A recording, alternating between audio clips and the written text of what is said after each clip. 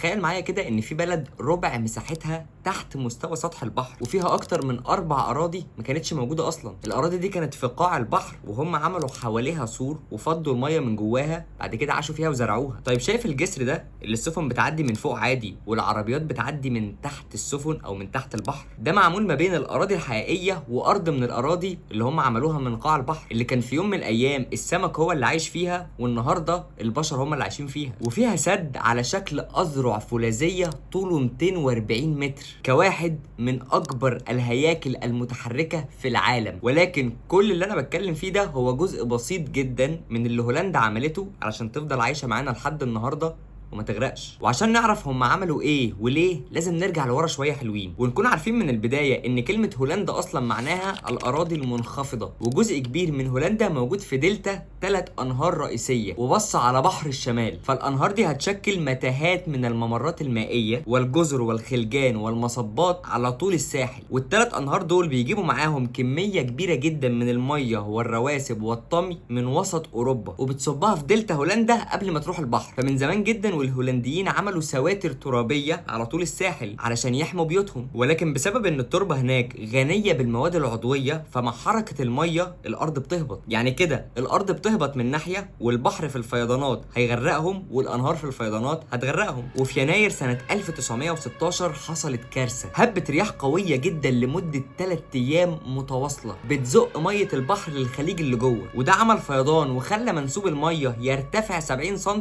في اغلب المناطق. وطبعا ده دمر كل السدود البدائيه اللي كانوا عاملينها عشان يحموا نفسهم من الفيضان، وطبعا قرى كامله غرقت وحصلت اضرار كارثيه وخسائر بشريه كبيره، والدوله خلاص كانت على حافه الانهيار. وده اللي هيخليهم ياخدوا القرار لحل المشكله دي بمشروع من المشاريع الاضخم في الهندسه الهيدروليكيه في العالم. ولكن اول واكبر مشكله هتواجههم هي طول الساحل اللي المفروض يحموه من الفيضان، وعشان يبنوا سدود كبيره وتستحمل بالطول ده كله هيبقى مكلف جدا. فظهر مهندس عبقري اسمه كورنيليوس ليلي وقال بدل ما نبني سور حوالين الساحل كله ليه ما نعملش سد عملاق نقفل بيه الخليج عن البحر. وفعلا اخدوا القرار، وفي اواخر العشرينات بداوا يبنوا السد اللي كان طوله 32 كيلو واسمه افسلايك دايك على حدود الساحل او الخليج الداخلي. فكده هو عزله عن بحر الشمال، والسد ده هيحول الخليج لبحيره عذبه وضخمه. ولكن طبعا لو السد ده هيخلي البحيره معزوله عن البحر فكده ولا كأنهم عملوا حاجه، لانهم ساعتها مش هيعرفوا يصرفوا ميه البحيره الفائضه فهتغرقهم. فطبعا عملوا في السد ده بوابات بتسمح بتدفق او تصريف الميه العذبه الزياده في البحر حسب بقى المد والجزر، فلما مستوى البحر يبقى قليل بيفتحوا البوابات دي ويفضوا الميه. وعملوا كمان في السد ده ممرات بتسمح بهجره الاسماك من بحر الشمال للبحيره علشان النظام البيئي طبعا ما يتاثرش، وعلشان الناس اللي كانت معتمده على الصيد ما يتاثروش. ولكن عشان الفرق الكبير ما بين الميه المالحه والميه العذبه ممكن ياثر على السمك، فعملوا الممر انه يوزع نسبه الملوحه بالتدريج عشان يبقى مناسب والاسماك تتكيف معاه وهي بتعدي. وبعدها بدات عمليه اسمها البولدر اللي هي استصلاح الاراضي زي ما كانوا بيعملوا زمان لكن بطرق حديثه. طيب هم كانوا بيعملوها ازاي زمان؟ يعني كانوا بيستصلحوا الاراضي زمان ان هم كانوا بيجيبوا رمل وصخور من اماكن تانية ويحطوها عشان يرفعوا المنطقه اللي عايزين يستخدموها، ولكن دي ما كانتش افضل طريقه لو هم عايزين يستخدموا الارض دي للزراعه، لان التربه الصالحه للزراعه واللي فيها الطمي بقت تحت الردم. فالحل ان هم عملوا سد قبل المنطقه اللي عايزين يستخدموها ويزرعوها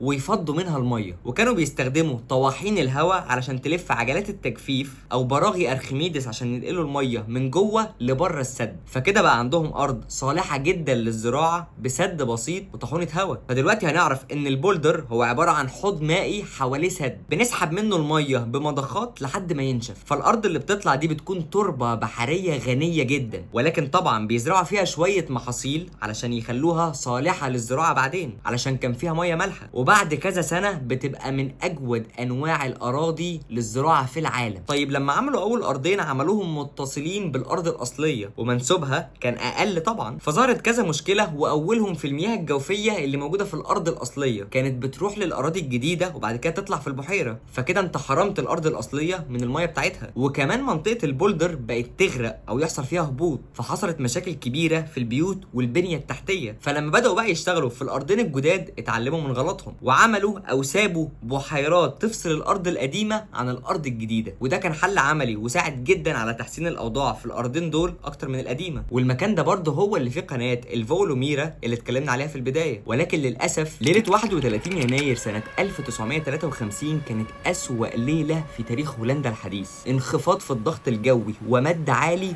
ورياح اعصاريه قويه جدا، كل ده في نفس اللحظه. فكل السدود اللي كانوا عاملينها علشان تحميهم واللي كانت تعتبر امنه ساعتها بدات ان هي تنهار، والميه المالحه بتاعه البحر دخلت البيوت والاراضي وهي متلجه. 1800 شخص ماتوا في ليله واحده، الاف الحيوانات غرقت في الميه، 9% من اراضي هولندا الزراعيه بقت تحت الميه. فالهولنديين خلاص فهموا ان مفيش وقت للتفكير، لازم يبقى في حل. فبعد الكارثه دي على طول الحكومه عملت لجنه الدلتا علشان تساعدهم في حل المشكله دي، وبعد 3 شهور بس من دراسه الوضع من قبل اللجنه قدموا التقرير اللي هيتنفذ. واول حاجه فكروا فيها ما كانتش تخص البحر بس، هي كمان كانت تخص نهر من الانهار اللي موجوده، لان هم قالوا منسوب البحر لما يزيد هيخش على منطقه النهر فهيغرقها، وهي فيها 1.5 مليون بني ادم عايشين. هنعرف هم عملوا ايه دلوقتي في المشكله دي، بس في البدايه لازم نعرف اول مشكله واجهتهم، وهي طول الساحل اللي بيوصل ل 700 كيلو متر، نفس مشكله البحيره بتاعت الفيديو اللي فات. فقالوا بدل ما نحمي الجزر والخلجان بشكل فردي احنا نقفل المداخل الرئيسيه بسدود عملاقه. وبعد كده قدموا الرسومات لكل المشاريع دي اللي هتحمي الجزر من الفيضان، اللي هم 14 مشروع من سدود وحواجز مائيه واهوسه وبوابات مائيه وغيرها، عكس المشروع اللي اتكلمنا عليه تماما. فكده هيقللوا طول الساحل ل 80 كيلو متر بدل 700 كيلو متر، وده هيوفر لهم مليارات في الصيانه بعد كده، وكمان مراقبه المشاريع دي هتبقى اسهل بكتير. وبعد سنه من الفيضان اللي اتكلمنا عليه بدا الشغل في اول مشروع، وهو حاجز الفيضان اللي على النهر اللي لسه متكلمين عليه، اللي بيتكون من بوابتين كل واحده فيها حاجز ضخم وزنه اكتر من 670 طن، والهياكل دي بتترفع ل 45 متر من سطح البحر علشان تسمح بالسفن ان هي تعدي عادي، عشان يحافظوا على سفن الشحن اللي بتستخدم الممر ده، ولو حست ان في فيضان او مشكله بتنزل وبتعمل السد اللي هيحمي المنطقه دي. فالهياكل دي ما بقتش موجوده لحد ما تبقى مطلوبه، وبعد كده عملوا سد اسمه اوستر شيلد كيرينج وهو الاكبر في المشروع. والمفروض من البدايه ان هو كان هيتعمل مقفول بشكل كامل بجزيرتين صناعيتين هيعملوها وبقيه السد، وطول السد كامل 9 كيلو ونصه مقفول بسبب الجزيرتين او الارضين اللي استصلحوها دي اللي موجوده في نص السد. ولكن في اوائل السبعينات ظهرت اصوات بتنتقد المشروع، لان السد كان هيعمل وراه بحيره ميه عذبه وضخمه، وده هيغير تماما بيئه الميه المالحه اللي موجوده في المنطقه، واغلب السكان المحليين كانوا عايشين على الصيد من البحر، فده هيأثر عليهم وكمان هيأثر على الاسماك والنباتات اللي موجوده في المنطقه. فالحكومه وقفت المشروع وقالت عليه وجع الدماغ ده، تعالوا نشوف حل تاني. واول حاجه هيعملوها ان هم هيخلوا السد ده يتحكم في تغيرات المد والجزر، يعني مش هيبقى مقفول. وعشان يعملوا كده اضافوا كمان 3 سدود، فده هيقلل تدفق الميه، وعملوا كمان طريق للشحن من النهر في الشرق للمينا في الغرب، والمسار ده بقى متأمن طبيعي ضد اي اختلافات في المد والجزر من البحر. والسدود دي عملت بحيرات صغيره لكن ميتها عذبه، فكمان المزارعين القريبين من البحيرات دي هيستخدموها في الري. بس تعالى بقى نرجع للسد اللي هو اكبر مشروع اتعمل من كل المشاريع دي، اللي ينفع يتقفل وقت العواصف القويه لكن باقي الوقت يبقى مفتوح عادي. فاول حاجه عملوا جزيرتين، والجزيره الكبيره